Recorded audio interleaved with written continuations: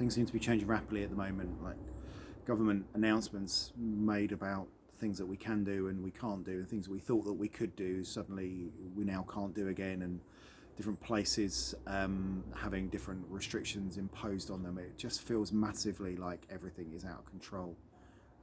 It's really hard to make any plans for anything.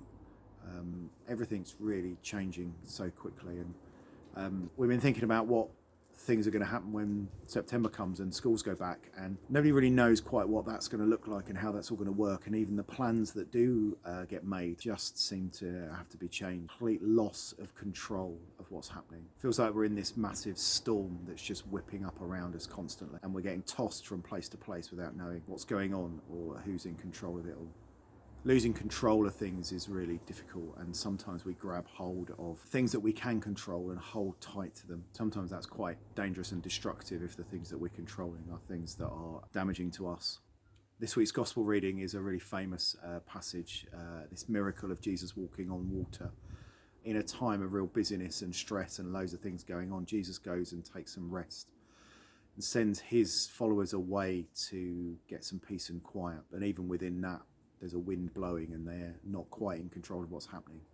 And then in the middle of all of that, Jesus comes just walking across the water. It's like in amongst all this stuff that they can't control, the crowds and the wind and their day-to-day life, here comes Jesus, who's in control of everything. And then he calls Peter to step out of the boat and walk on water himself. He's like, do you know what? You can do what I'm doing. And while Peter's got his eyes fixed on Jesus, he can.